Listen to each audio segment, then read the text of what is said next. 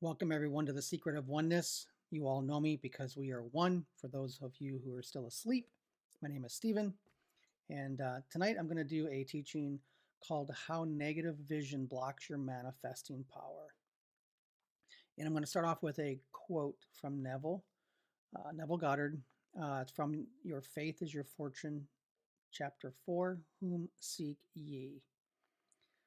It says here, you are told in the book of Numbers that there was a time when men were in their own eyes as grasshoppers, and because of this conception of themselves, they saw giants in the land. This is as true of man today as it was the day it was recorded. Man's conception of himself is so grasshopper-like that he automatically makes the conditions around about him appear gigantic. In his blindness, he cries out for masters to help him fight his giant problems. So we're going to talk about Matthew 6:22 and 23. I found this to be extremely important to talk about. And so let's just get into it. So Matthew 6:22 says, the eye is the lamp of the body. So then, if your eye is clear, your whole body will be full of light. But if your eye is bad, your whole body will be full of darkness. So if the light that is in you is darkness, how great is that darkness? So a lot of the Christians, as I was growing up and we read these scriptures and stuff, a lot of them kind of seem to think that this was talking about the eye, the lamp of the body, is when you're viewing something that would make you unclean, or you would be full of darkness if you viewed, I don't know, you watched a rated R movie, or maybe you saw something porn, or you saw something negative with your eyes, or you witnessed something that could cause darkness or you to be a sinner, or just anything like that. They perceived it as the physical eye causing darkness in your spirit, so to speak, where you are of the devil or things like that. And that's nothing what it's talking about. This has nothing to do with the physical realm per se from that perspective. So if you view something like, or if you watch a rock concert, or you watch a rated R movie, it's not talking about that. Okay, so I'm going to break this down for you. So the eye is the lamp of the body. So the eye in the Greek word, it's 3788, and it's the word ophthalmos, which is where we get the word ophthalmologist from, and it just means vision. But the root word is 3700, and it's optimi, and the cognate of that is 3708, and cognate means a similar word, and it's called hordeo or horeo, and it means properly, it means to see, and it means often with a metaphorical meaning, to see with the mind, or spiritually see or perceive with inward spiritual perception.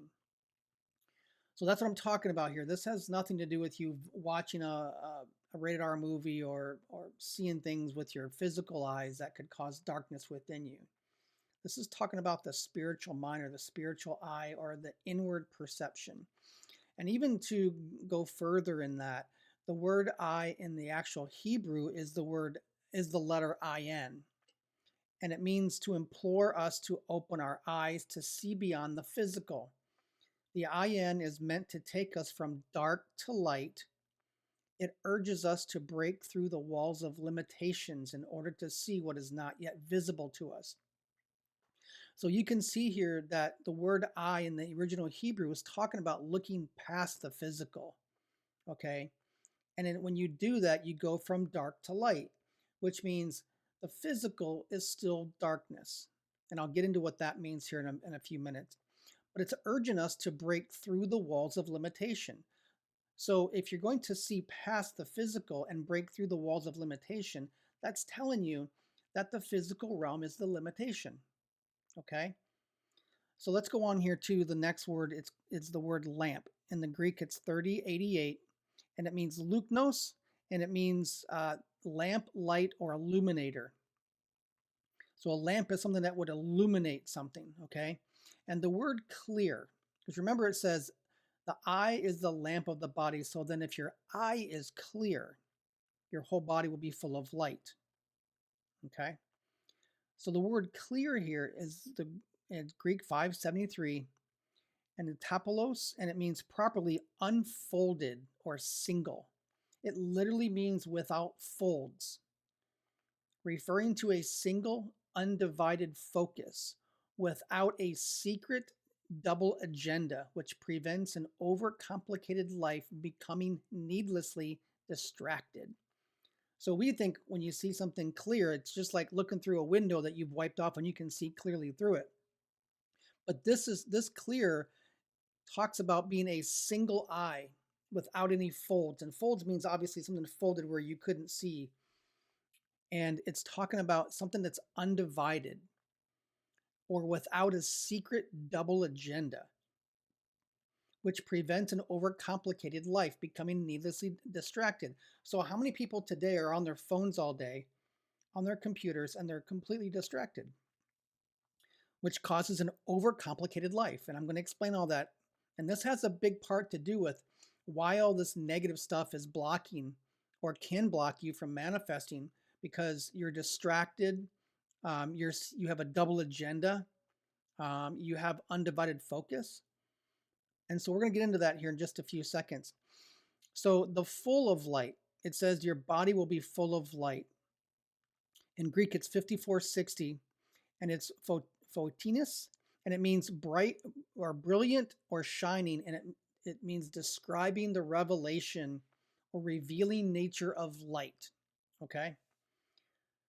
So let's look at verse 23. I want to get through the definitions really quick because I want to talk more about what it all means here at the end. And in verse 23, it says, but if your eye is bad, or in the Greek, it means evil, your whole body will be full of darkness. So if the light then is in you as darkness, how great is that darkness?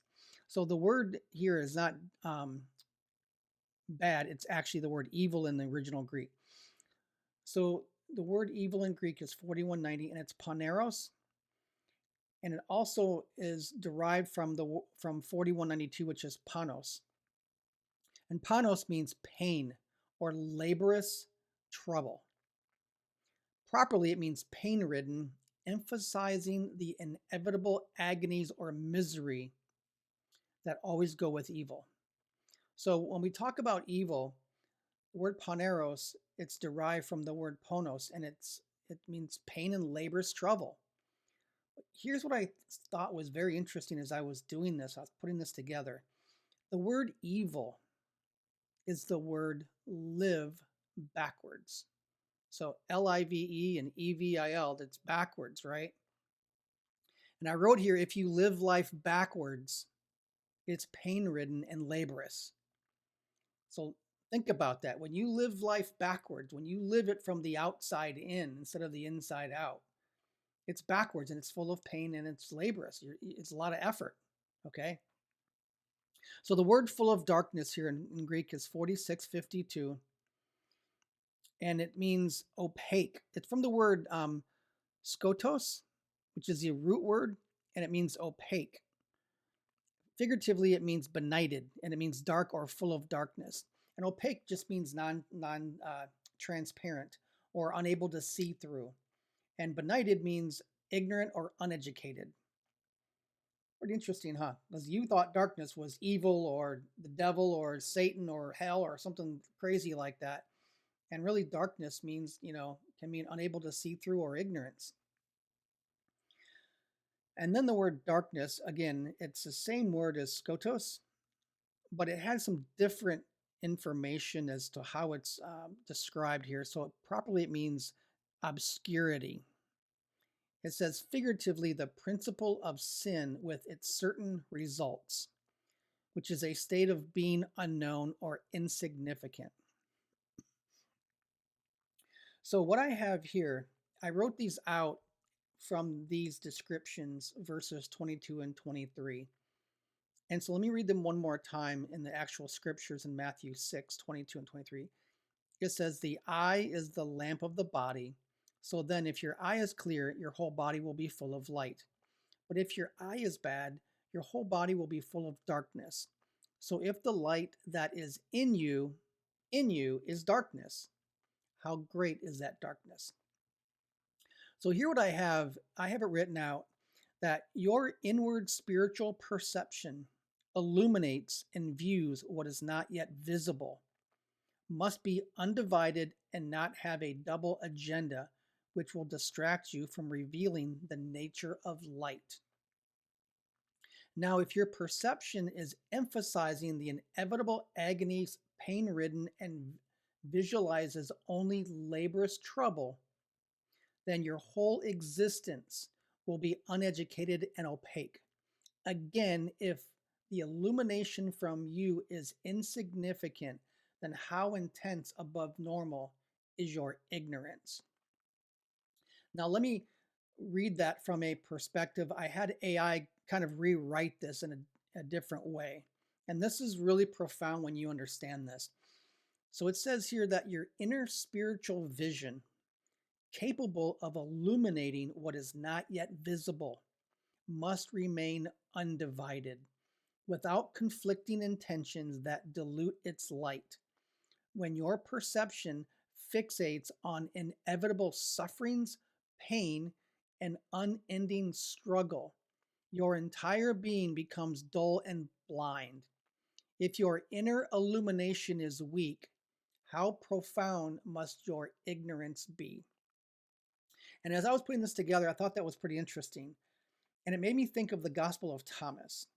And in the Gospel of Thomas, under the number 3 quote, it says, "When you know yourselves, then you will be known.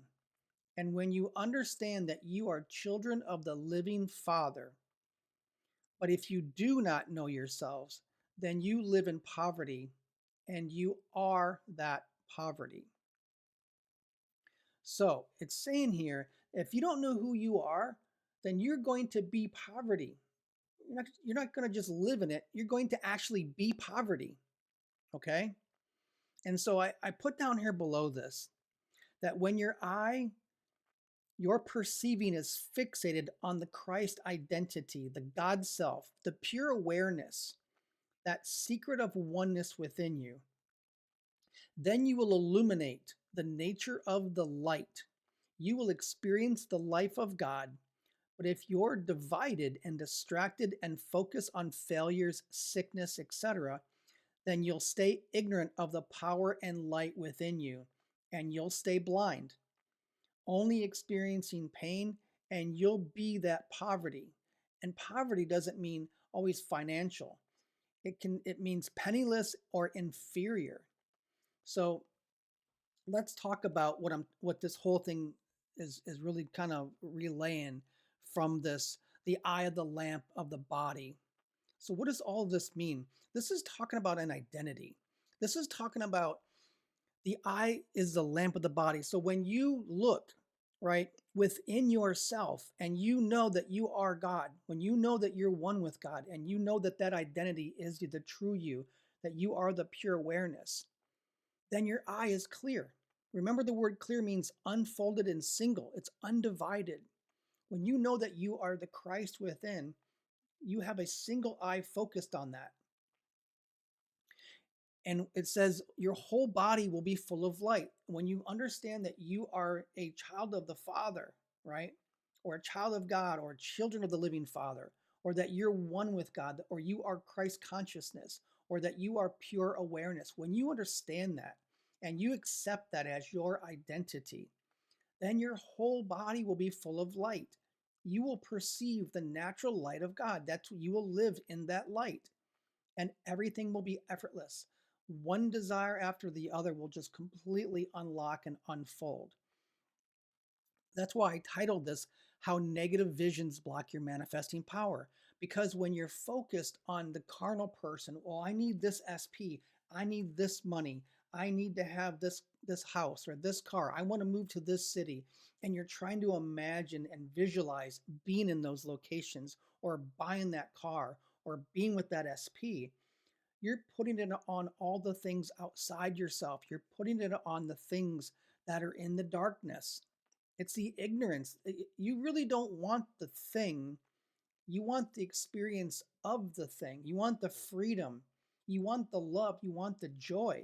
That's what you're looking for. And that's why it's so interesting when you read these scriptures, because it unlocks a lot of things, and it all comes from within you. And that's why I always talk about identity, and it's why I always talk about the truth. When I talk to people, I'll tell them, I can tell you all day long all this stuff about manifesting. I can read the scriptures to you. I can tell you all sorts of religious things like Jesus died on the cross for your sins. You gotta, you gotta accept salvation. You have to do this, or get baptized. You gotta do all of these religious things, which I don't believe is true any longer. But if I tell you to do all those things, it doesn't matter if you don't know who you are. Because if you don't know who you are, then you can never understand what's within you. And so the truth is what sets you free. Jesus said, when you know the truth will set you free. That's what everybody's looking for. Everybody's looking for that freedom on the inside. They're looking for the joy, the love, the experiences that are amazing, of course. But what you're truly looking for is that experience of truth within you. And when the truth comes from within you, you cannot be shaken. I can tell you again all about Jesus and God and the universe and power of awareness and all of those things. But until you experience it from within yourself, you're never going to know yourself outside of the poverty. So the key here, again, the negative vision that blocks your manifesting power is you focused on the thing. You're focused on, how do I do this? What do I need to do? What identity do I need to be? Focus on the truth of who you are right now. There is no time and space. Focus on who you are. You are God. You are the universe within you. You are pure awareness. And as you focus on that being pure awareness and know yourself as awareness, then it unlocks everything else, and everything else just flows, because that's where all the power is. It's in the identity of knowing yourself. Remember, I'm going to read this one more time. Your inner spiritual vision, capable of illuminating what is not yet visible. See, it's your inner spiritual vision, what's within you, the truth within you, is capable of illuminating things that you haven't even thought of or seen yet. But it must remain undivided. You can't go from the carnal man back to God, carnal man back to God. You have to stick with the identity and know yourself as God, because God does not suffer. God just is. And it says here, without conflicting intentions that dilute its light. Okay? When your perception fixates on inevitable sufferings, pain, and unending struggle. How many of you are struggling to manifest something? You're struggling, you want this so bad that you're trying to do all these techniques and all of these things, and you're talking to coaches and you're watching videos, and you need one more video, just one more video. I need it to click. I need this thing to unlock. I need to figure this out. All of that is unending suffering, and your entire being becomes dull and blind because you're looking for everything outside of yourself. If your inner illumination is weak, how profound must your ignorance be? See, you're blind and you don't even know it, because you're looking outside of yourself. You're looking outside of your true identity. Your true identity is light. It's pure light. It's pure awareness. It's pure God. And anything outside of that is ignorance and poverty.